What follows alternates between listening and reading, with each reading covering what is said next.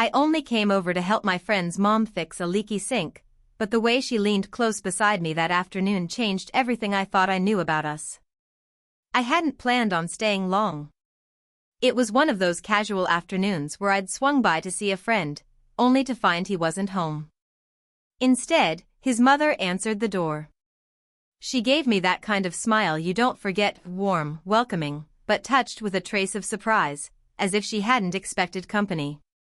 "Come in," she said, stepping aside, her voice carrying that low, steady calm that always made people want to listen.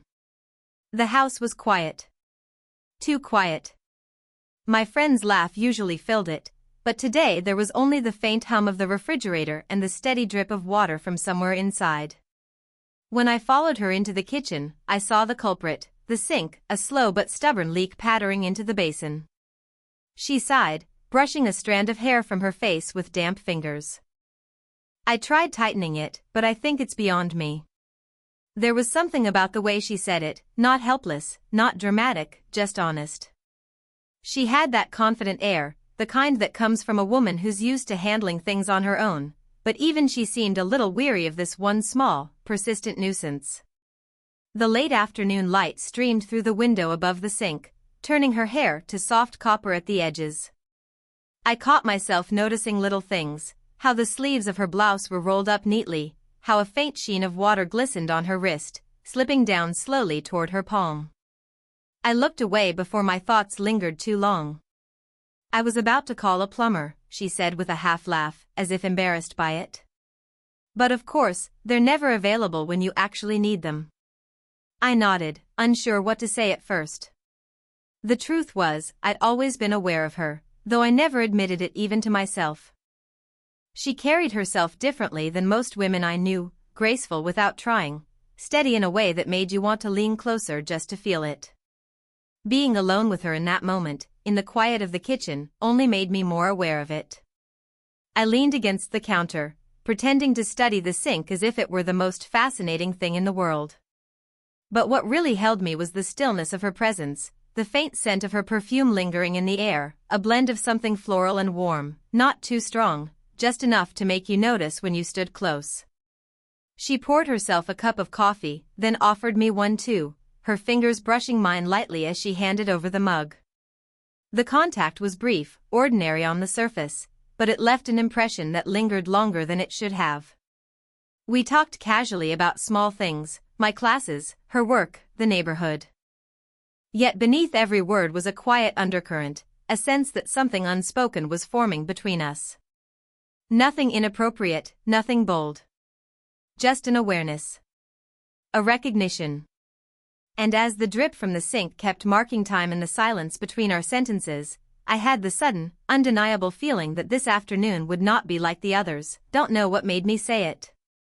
Maybe it was the way she sighed and shook her head at the stubborn sink, or maybe it was the quiet weight of being alone together in the kitchen. Whatever it was, the words left my mouth before I could second-guess myself. "Do you want me to take a look at it?" She blinked at me, then smiled in that half-teasing, half-grateful way she had. You're telling me you're a plumber now?" I laughed softly, scratching the back of my neck. "Not officially, no. But I've fixed a few things around my apartment. At least I could try." For a moment she looked at me as if weighing whether to say yes. There was a pause in her expression, as though she was deciding whether to trust me with the task, or maybe with the closeness it implied. Then she let out a quiet chuckle and nodded. "Well," she said, setting her coffee aside, "at this point I can't make it any worse. Be my guest." I crouched down in front of the sink, tugging open the cabinet doors. The wood creaked, and a faint scent of old soap and dampness met me. Pipes gleamed faintly in the dim light, drops of water glistening at the joints. She stood nearby, leaning against the counter, watching me. I felt her presence more than I saw her, each small shift of movement, the faint brush of fabric as she adjusted her blouse sleeve higher, the soft tap of her fingernails against the ceramic mug she held loosely in one hand. "Need anything?" she asked. "Yeah," I said, glancing up, "a towel maybe, and if you've got a wrench lying around, that'd be perfect." She disappeared for a moment and returned with both, kneeling beside me to set them down. Her perfume drifted toward me again, light but unmistakable, and for a second my focus wasn't on the pipes at all. When she steadied herself with a hand against my shoulder as she leaned forward, the warmth of her touch sank through the thin fabric of my shirt.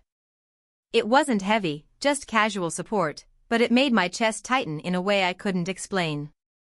"Here," she said gently, passing me the wrench. Our fingers brushed in the exchange. A simple, fleeting contact, but charged, somehow. "Thanks," I murmured, forcing my attention back to the leak. The metal was cold beneath my hands as I tried tightening the fitting. Water dripped steadily, tapping against the towel I'd spread out. I twisted, adjusted, testing the connection, while she crouched a little closer to see.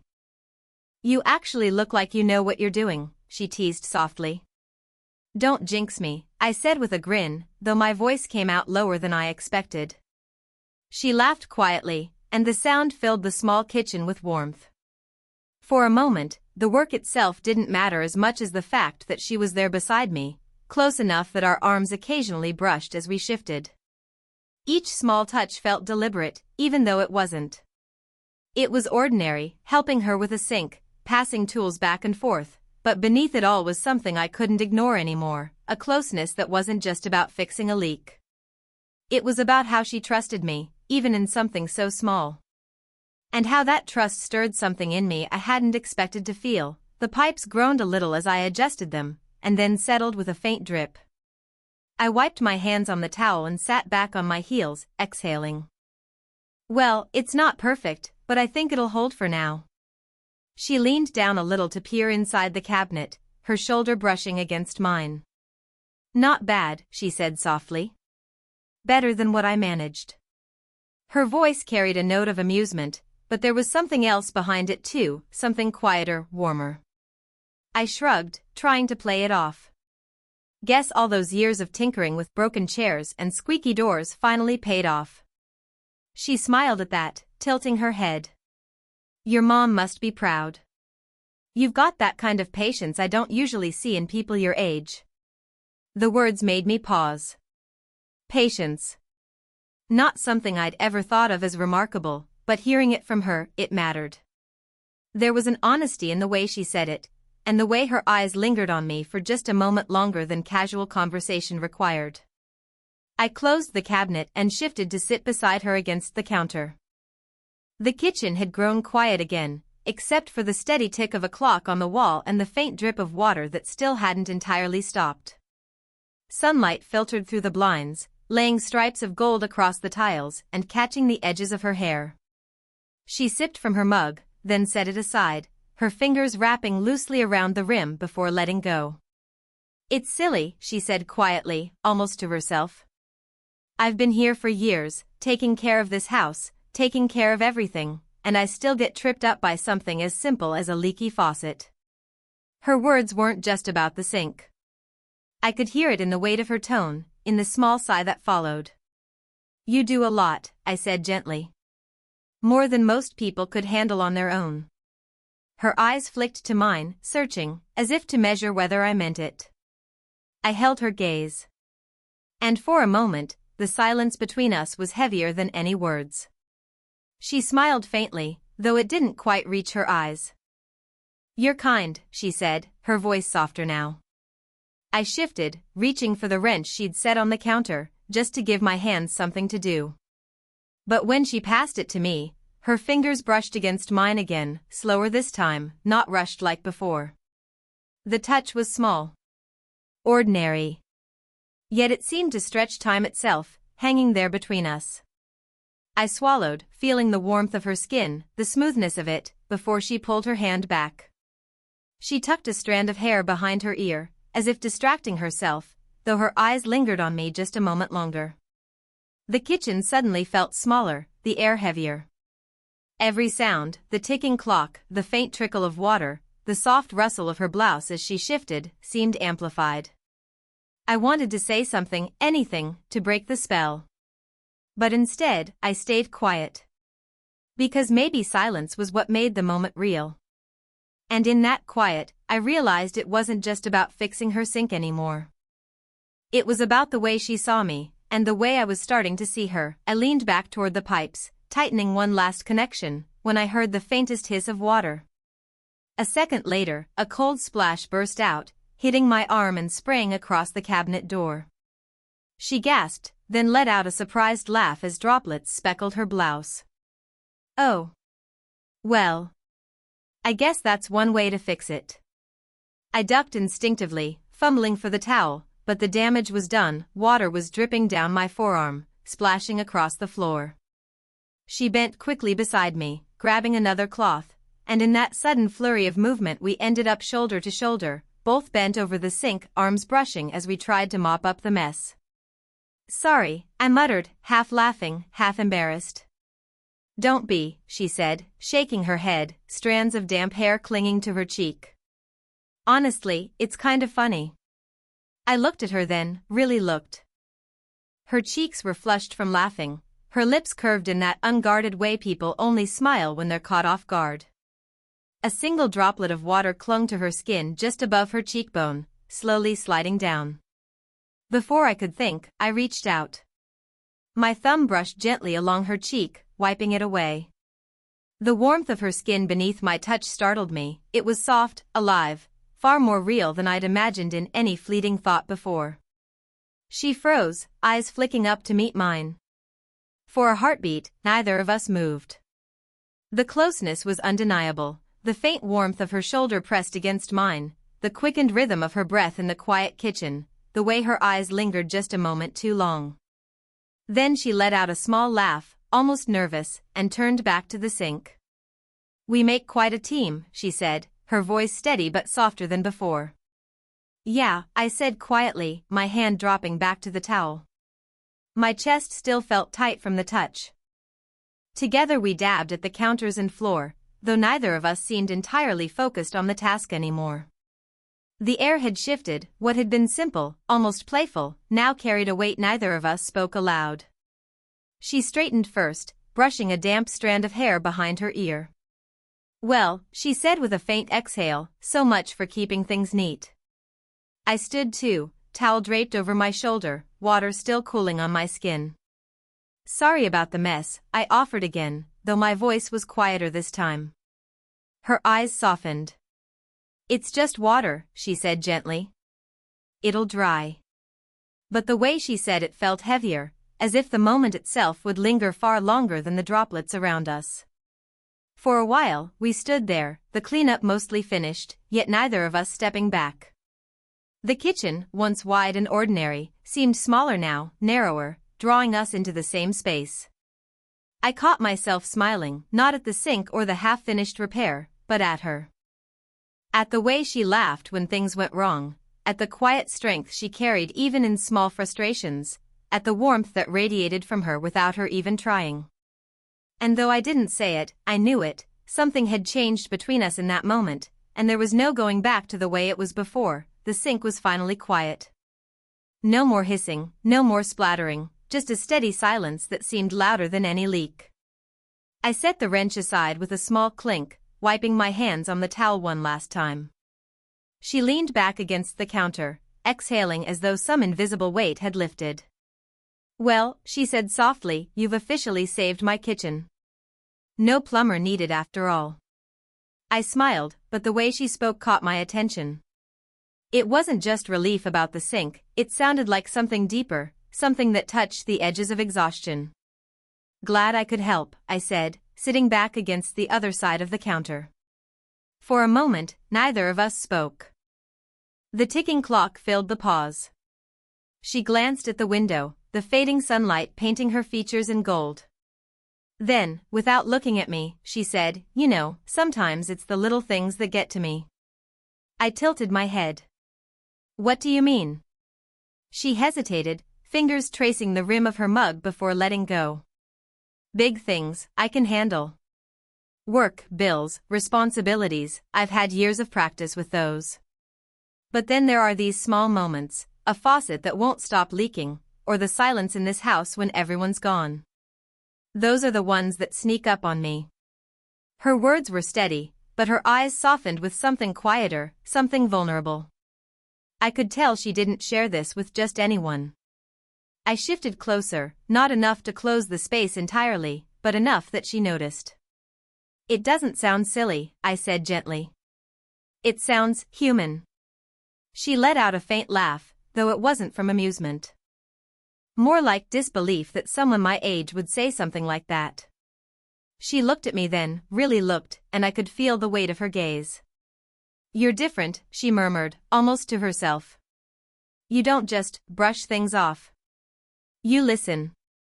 I swallowed, unsure what to do with the warmth her words left in me. "Maybe it's because I know what it's like," I said carefully. "Trying to act like everything's fine when, really, you just want someone to notice." Her lips parted slightly, as though she hadn't expected me to understand.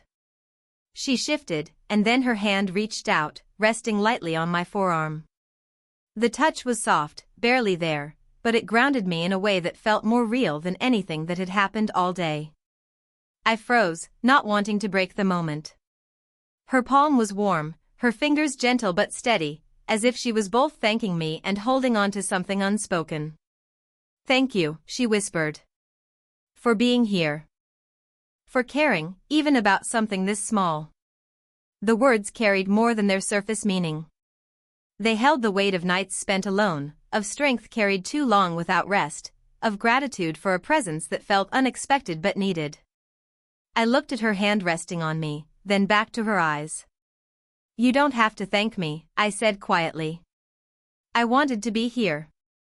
Her breath caught, just faintly, before she withdrew her hand, brushing it over her hair as if to distract herself. But the closeness lingered, heavy and undeniable, long after her touch had gone. The tools were put away, the counters wiped down, and yet neither of us seemed eager to move on. I gathered the towel and set it on the chair, but when I turned, she was still standing there by the counter, her hands folded loosely in front of her as if caught in thought. "Thank you again," she said, her voice low, softer now than it had been all afternoon. "I don't say this often, but you really made a difference today." I shrugged lightly, though my chest felt warm from her words. "It was just a sink." Her lips curved faintly, though her eyes told me she meant something more. "Sometimes it's not about what you fix," she said. "It's about how you show up." That silence again. That pause in the air where it felt like something invisible pressed us closer together. I moved toward the counter to pick up my bag, and in doing so, we found ourselves standing within arm's reach, facing one another. The kitchen wasn't small, but at that moment, it felt impossibly narrow, like the walls had shifted to bring us into the same space. Her laugh, gentle, almost uncertain, broke the quiet. "I don't usually let anyone see me like this," she admitted, her eyes glancing down, then lifting to mine again. There was something in her gaze I hadn't seen before. A mixture of strength and hesitation, like a secret she wasn't sure she should share. I felt my pulse quicken, not because of what she said, but because I knew, instinctively, she was letting me in. "I'm glad you did," I said softly. The words hung there between us. I could hear the faint hum of the refrigerator, the distant tick of the wall clock, but more than anything I could hear the rhythm of her breath, steady and close. Her hand shifted then, almost unconsciously, resting on the edge of the counter. Mine followed, whether by instinct or some pull I couldn't resist, I wasn't sure. Our fingers brushed against each other, barely touching, but neither of us pulled away. The contact was light, fleeting, yet in that brush of skin, there was an entire conversation. A hesitation, a longing, a question neither of us dared to speak. Her eyes flicked down, just briefly, to my lips before returning to my gaze. That small glance sent a rush through me stronger than any words could have. I wanted to say something, anything that would make sense of what was happening. But the words never came. Instead, there was only the warmth of her hand near mine, the quiet tremor of breath between us, the undeniable current pulling us together. She smiled faintly then, though it was tinged with something unspoken. "You should probably get going," she murmured, though her voice lacked conviction. "Yeah," I replied, though neither of us moved. The moment stretched, delicate and fragile, like a thread pulled taut. And though nothing more happened, no kiss, no confession, it was enough. Because in that stillness, in the space between her hand and mine, we both knew there was something waiting just beneath the surface. Something neither of us could ignore anymore. I gathered my bag, finally ready to leave, though part of me didn't want to move at all. The kitchen was quiet now, the soft hum of the refrigerator filling the space where our conversation had lingered. She stood near the counter, arms loosely folded, a small, thoughtful smile on her lips. "You don't have to go if you don't want to," she said softly, half joking, half serious. I paused, the words catching me off guard. The afternoon had already shifted from a simple chore into something delicate, fragile, and completely unexpected. I stepped closer. "I should," I said, though my voice lacked conviction. She tilted her head, steadying me in a way that made my chest tighten. Then, slowly, she stepped toward me. Her arms opened slightly, not in a rush, not in boldness, just an invitation. I felt the pull before I realized I was moving too. Her arms wrapped around my shoulders, her cheek resting lightly against my chest. The warmth of her body pressed against mine, steady and grounding, as though telling me everything we hadn't yet said. I returned the embrace gently, my hands settling on her back, careful not to disturb the quiet intimacy. Her breath brushed against my shirt, steady, calm, yet carrying a rhythm that echoed in my own chest. For a moment, time seemed to pause. The world outside that kitchen faded until it was just us, sharing a space charged with everything we'd been feeling all afternoon. Her fingers pressed lightly into my shoulders, almost tentatively, as if confirming the reality of this moment. I felt her heartbeat, steady but quickened ever so slightly, and realized that even in this gentle hug, there was something electric, a silent acknowledgement of the bond that had formed between us. She pulled back slightly, just enough for our eyes to meet. Her smile was soft, her gaze steady, and I could read all the unspoken words in that look. Gratitude, admiration, a quiet longing, but restrained. Respectful. Real. "You're welcome here any time," she whispered, her voice carrying more weight than the simple words suggested. It wasn't just about helping with a sink anymore. It was about presence, about care, about being seen and appreciated in a way neither of us had expected. I nodded, keeping my hands lightly on her shoulders, memorizing the warmth, the weight, the small details that made her who she was. "I'll take you up on that," I said softly, smiling back. The hug lingered a moment longer, a quiet, shared acknowledgement of the connection that had grown between us. Then, slowly, I stepped back, still feeling the memory of her warmth clinging to me. We stood there for a moment, savoring the silence. Outside, the sun had dipped lower, casting the kitchen in golden light that made everything feel softer, more intimate. I gathered my courage and stepped toward the door. She watched me go, but her smile followed me, quiet and knowing. The air between us had shifted, charged with something neither of us rushed to name, yet understood fully. And as I walked out of the house, I realized something profound. It wasn't just about the sink, or the accidental touches, or even the quiet glances.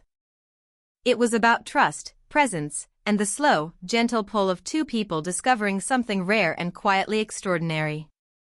Some moments don't need words. Some connections are understood in a touch, a glance, a lingering hug. And this afternoon, that was enough. 31.